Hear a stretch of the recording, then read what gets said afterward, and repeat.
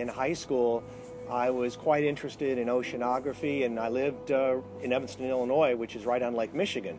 My dad would take me on river trips. We used to go boating in the summers in Chicago quite often. I learned a lot, and I just had a great time being on the water, and I've always loved it from the time I was a kid.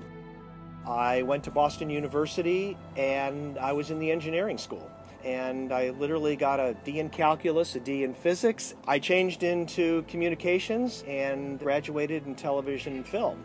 I came about developing the Perfect Horizon because as a maritime coordinator, we never really had a good lightweight stabilization system. I was out shooting on the water all the time, and it was just really hard to use long lenses, and particularly if you were on a moving boat, to be able to get a really stationary shot. We started looking at sensor technology to be able to stabilize cameras in relation to the horizon. And it took us about 8 years, but we finally came up with a system that was lightweight, could be carried in a Pelican case, go in a car, go on an airplane, and basically what you see here is what we came out with in around the year 2000. As you can see here, if I move the tripod, you can see that the Perfect Horizon maintains level in whatever axis that you're looking at in pitch and roll.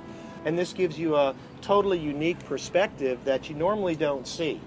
We've had chase sequences, sequences where people get stabbed and fall in the water. We worked on Step into Liquid, Blue Crush, Sum of All Fears, some of the James Bond films.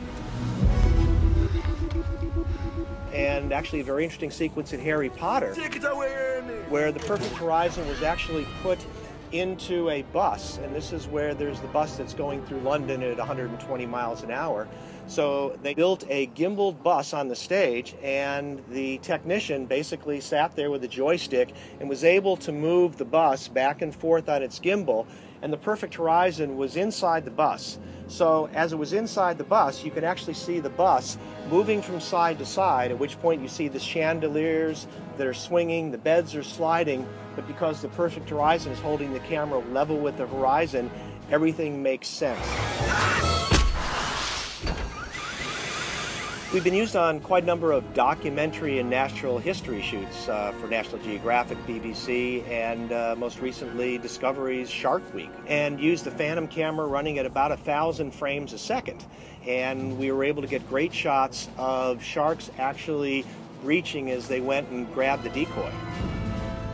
Essentially, I find it quite humorous that I flunked out of engineering and later won an Academy Award for the science and engineering technology, and now a great award with the Society of Camera Operators.